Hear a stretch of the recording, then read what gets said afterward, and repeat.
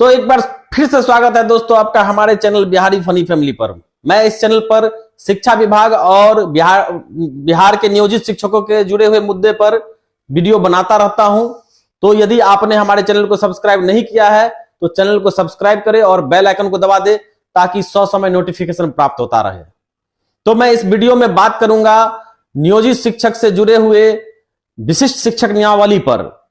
जैसा कि मैंने आपको पहले भी वीडियो में बताया कि नियोजित शिक्षकों का जो मांग था नियमावली में सुधार को लेकर के, वह ज्यादातर मांगों को मान लिया गया है।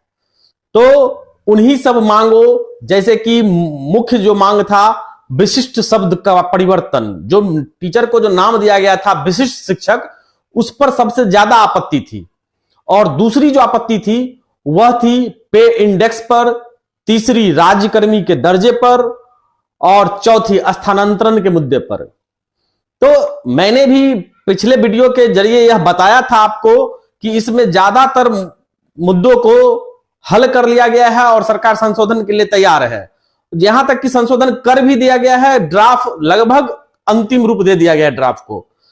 मेरे इसी न्यूज की पुष्टि एक दूसरे न्यूज चैनल के द्वारा भी की गई है, जिसका वीडियो मैं आपको दिखाऊंगा अभी। तो सबसे पहले हम बात करते हैं कि विशिष्ट शिक्षक नियमावली पर जो नियोजित शिक्षकों की मुख्य चिंताएं हैं। तो सबसे पहला जो उनका चिंता है वह है स्वक्षमता परीक्षा। क्या स्वक्षमता परीक्षा ली जाएगी? तो इसके संबंध में यह न्यूज प्राप्त हो रहा है कि स्वक्षमता परीक्षा तो नहीं ली जाएगी, लेकिन एक विभागीय परीक्षा जरूर ली जाएगी। हालांकि उसका स्तर बहुत ऊंचा ना हो, ऐसा हो सकता है, लेकिन विभागीय परीक्षा ली जाएगी। दूसरा है राज्यकर्मी का दर्जा। तो जहां तक बात है राज्यकर्मी की दर्जे की, तो सरकार ने कहा है कि हम जो नियमावली लाए हैं वह तो पहले से ही उसमें धारा 309 का जिक्र किए हैं, जो कि राज्यकर्मी के लिए ही होता है। हालांकि इस बार जो नियमावली में सुधार होकर आएगा उसमें हो सकता है कि स्पष्ट रूप से इस चीज को दर्शाया गया हो। और तीसरा है नियमावली जारी होने का समय, कि नियमावली को कब जारी किया जाएगा। तो नियमावली लगभग तैयार है, जैसा कि मैंने पहले भी कहा है कि नियमावली लगभग बनके तैयार हो चुकी है। अब इंतजार किया जा रहा है कि कब इसको जारी किया जाएगा। हो सकता है 1 या 2 दिनों में, या 2 नवंबर को मुख्यमंत्री गांधी मैदान से इसकी घोषणा कर सकते हैं। तो अब मैं आपको दिखाता हूं कि इस न्यूज चैनल के जरिए क्या कहा गया।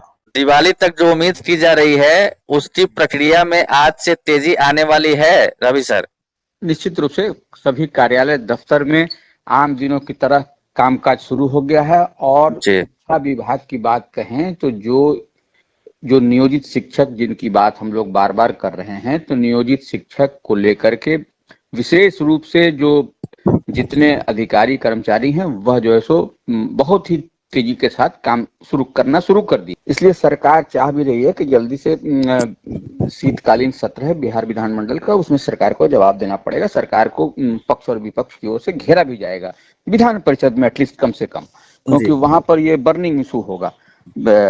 शिक्षा प्रतिनिधि जो रहते हैं, क्योंकि बिहार विधान परिषद शिक्षकों के मामले को लेकर के विशेष रूप से जाना जाता है। बिल्कुल, शिक्षक निर्वाचन क्षेत्र से चुने भी जाते हैं कई प्रतिनिधि, इस वजह से भी। और ऐसे भी विधानसभा में भी जो मामला उठेगा, इससे पहले है कि सरकार जल्दी से इसमें कुछ न कुछ तैयारी कर लेना चाह रही है। उसी को लेकर के कार्यालय खुलने के साथ ही सबको असाइनमेंट दिया हुआ है कि कौन से अधिकारी क्या क्या करेंगे, किस तरह से करेंगे, सॉर्ट आउट करेंगे।